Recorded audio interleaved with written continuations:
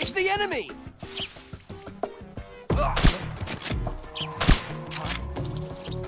The enemy is close by.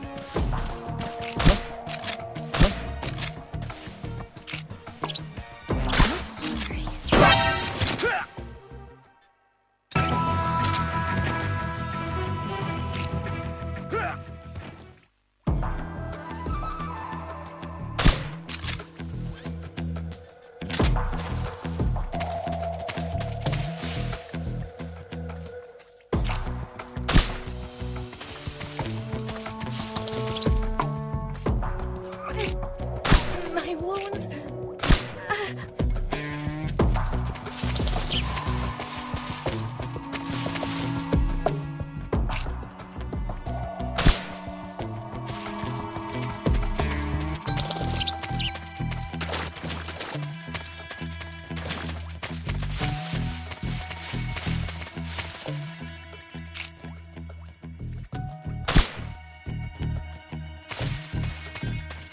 Snake, where are you?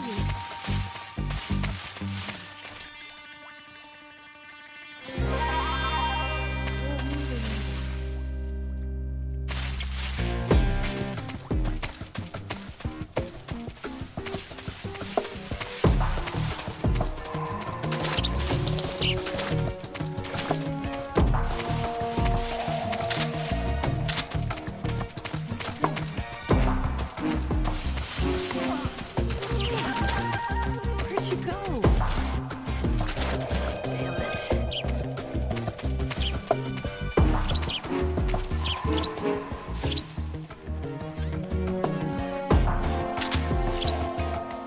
Just let me.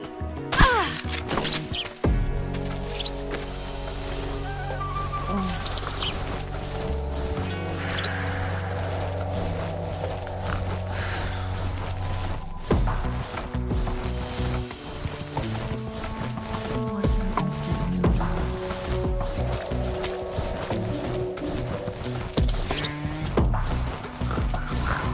Hell,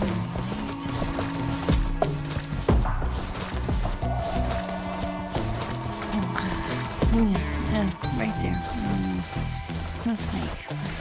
That's so good.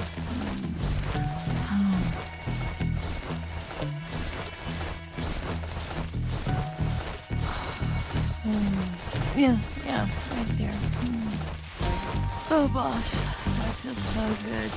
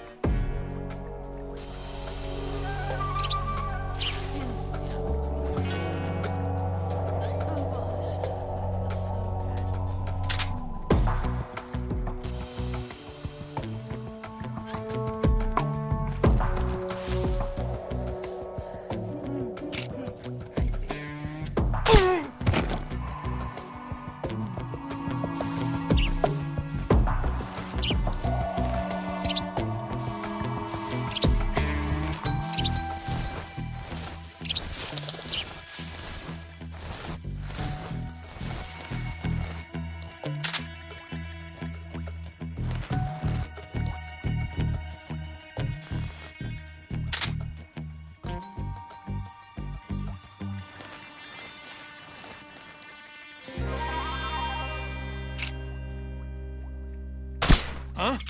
The enemy's here.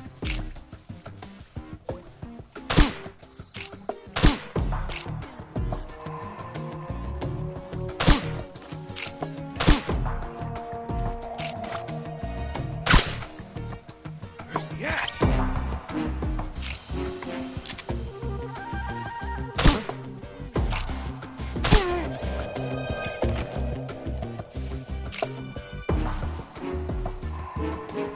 What's wrong?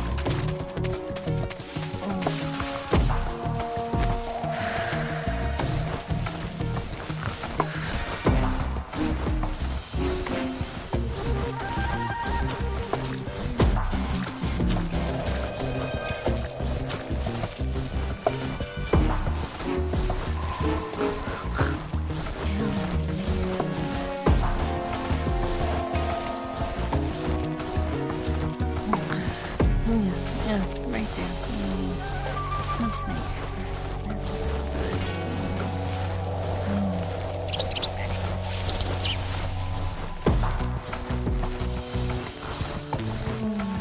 Yeah, yeah, right there. Oh gosh, that feels so good.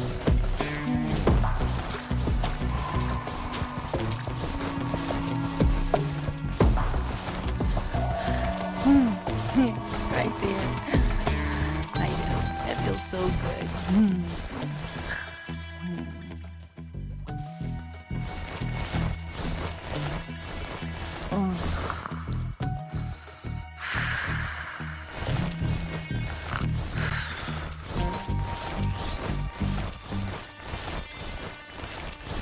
What's in instant noodles?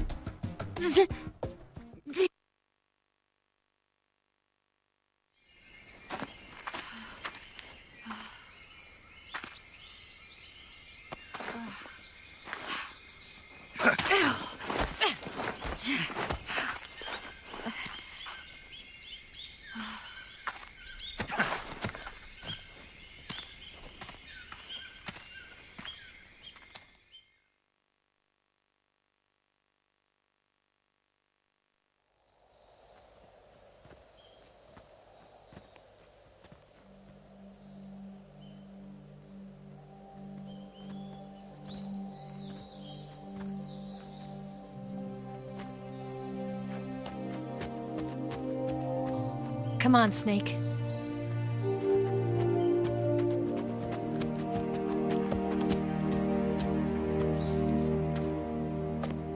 We made it. We made it. Over there.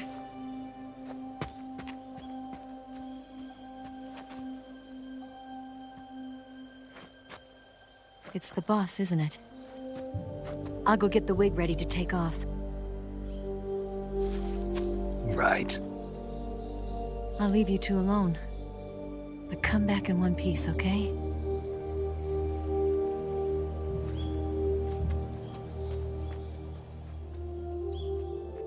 It's me.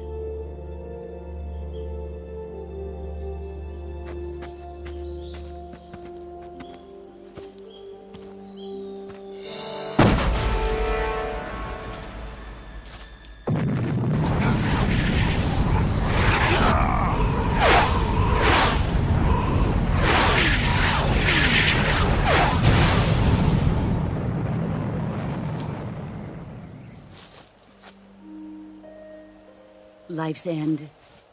Isn't it beautiful? It's almost tragic. When life ends, it gives off a final lingering aroma. Light is but a farewell gift from the darkness to those on their way to die. I've been waiting, Snake, for a long time. Waiting for your birth, your growth, and the finality of today. Boss. Why are you doing this? Why? To make the world one again. The world used to be whole. But with the end of the Second World War, the philosophers began to fight amongst themselves, and the world was torn apart. The Cobras, my comrades who trained and fought alongside me, were torn apart as well. The foibles of politics and the march of time can turn friends into enemies just as easily as the wind changes. Ridiculous, isn't it? Yesterday's ally becomes today's opposition. And this Cold War? Think back. When I was leading the Cobras, America and Russia were fighting together. Now, consider whether America and Russia will still be enemies in the 21st century. Somehow I doubt it. Enemies change along with the times, the flow of the ages, and we soldiers are forced to play along. I didn't raise you and shape you into the man you are today just so we could face each other in battle. A soldier's skills aren't meant to be used to hurt friends. So then what is an enemy? Is there such a thing as an absolute timeless enemy? There is no such thing, and never has been. And the reason is that our enemies are human beings like us. They can only be our enemies in relative terms. The world must be made whole again. The philosophers must be reunited. I will devote my skills to that purpose. And with the Colonel's money, I will achieve that end. Just as I once created the Cobras. They are my family. I may no longer be able to bear children, but I still have a family.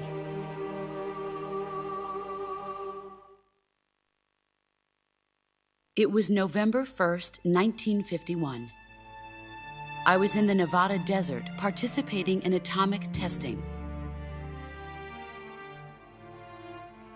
The name Nevada is derived from Spanish, covered in snow, white as snow.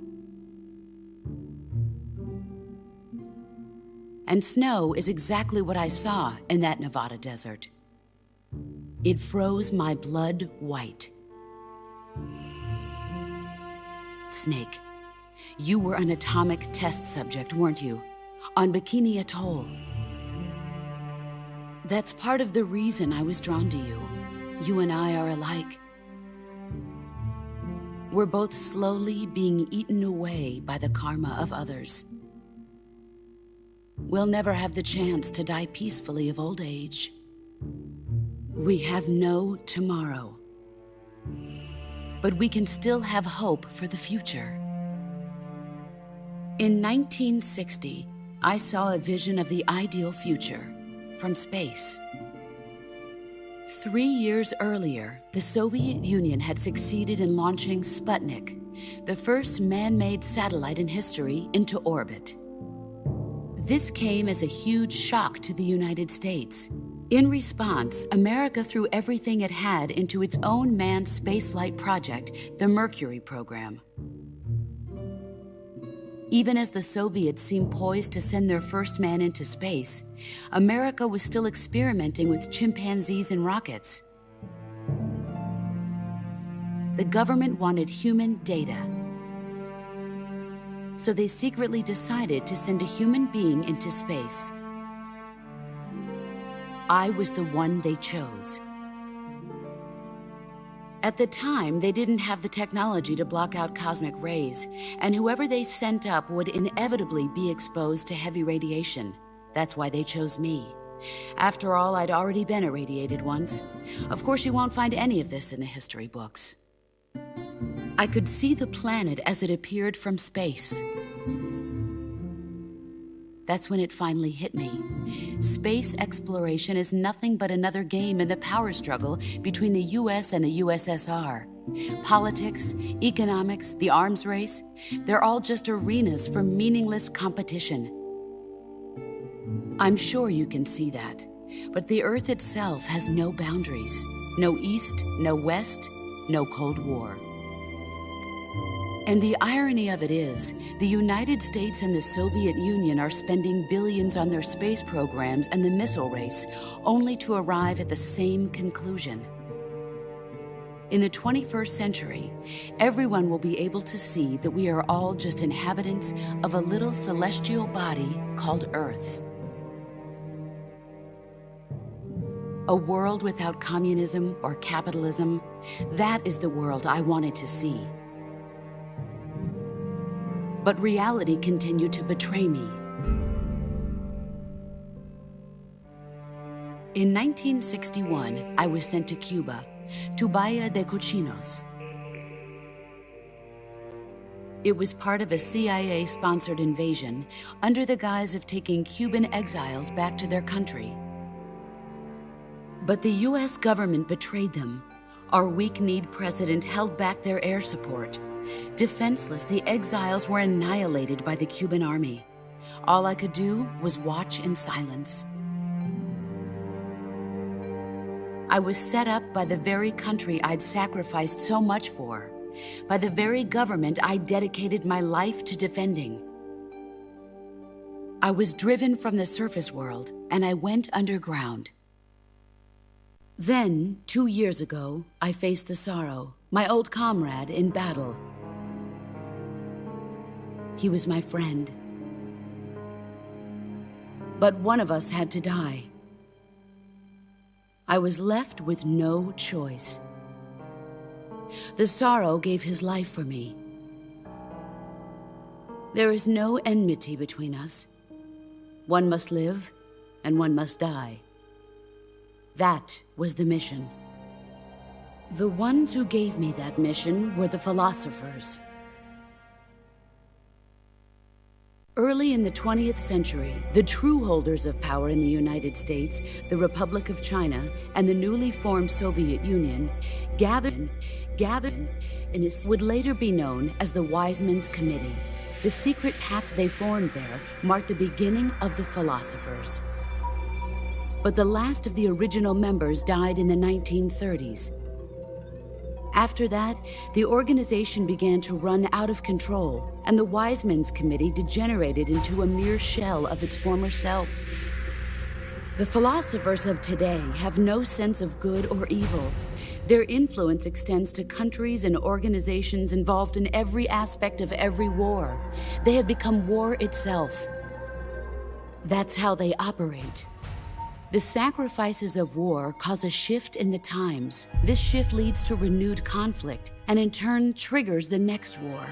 Like a nuclear chain reaction, each conflict sparks countless others, forming an endless spiral that will continue on for eternity. Do you understand what I'm saying, Snake? By consuming me and you, the philosophers intend to keep that cycle going forever. It was my father who explained all of this to me. He was one of them. You see, I am the last remaining child of the philosophers. But after he revealed the truth, my father was killed by that same shapeless, formless organization.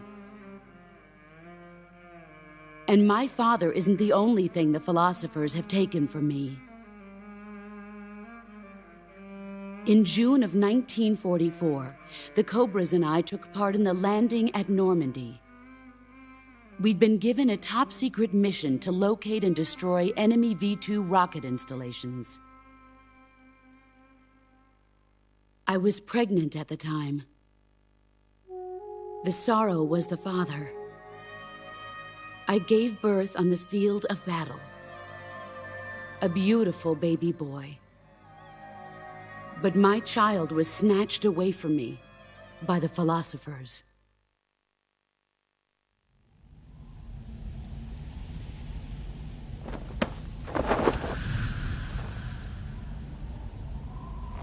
Look at this scar. This is proof that I was once a mother. I gave up my body and my child for my country. There is nothing left inside me now. Nothing at all. No hatred, not even regret. And yet sometimes at night, I can still feel the pain creeping up inside me, slithering through my body like a snake.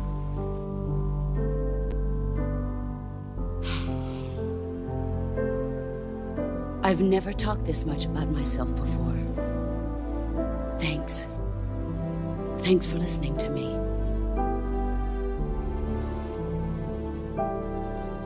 I feel content.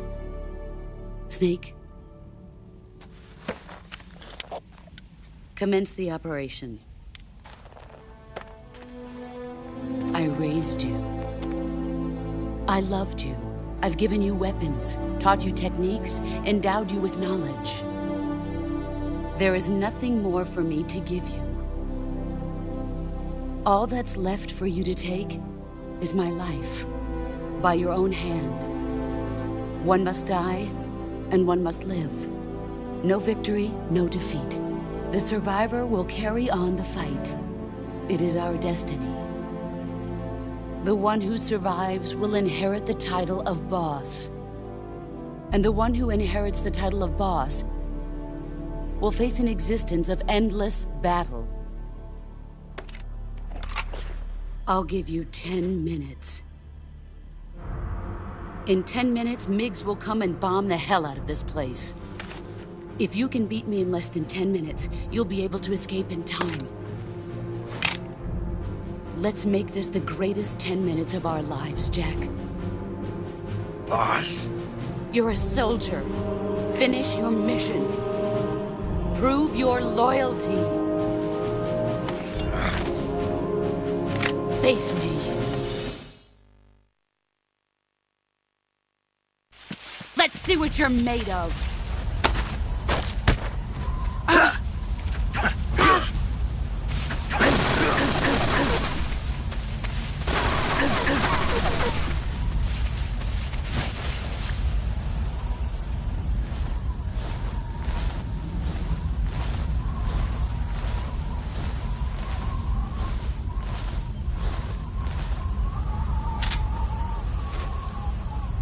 Where are you?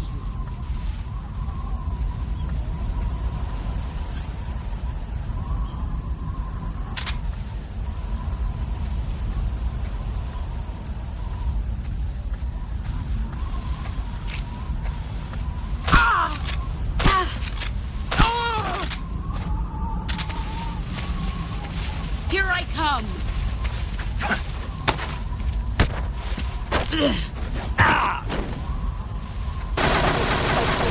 Move, or you're dead.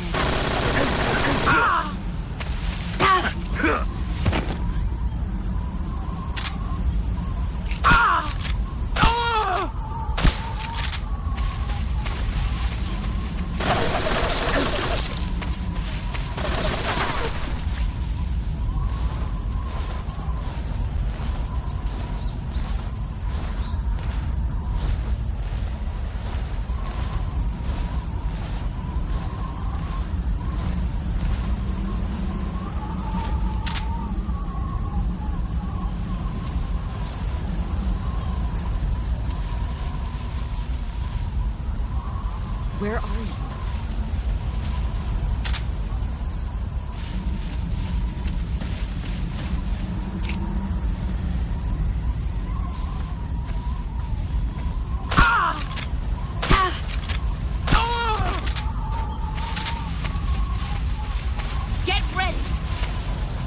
You've gotten stronger.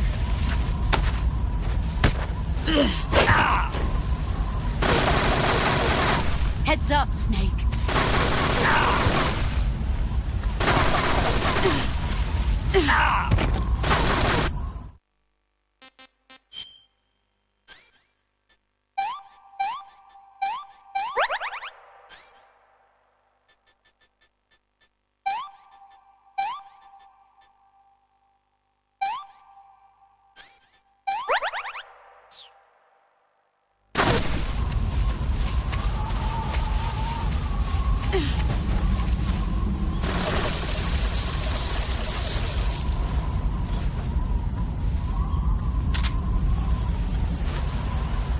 Where did you go?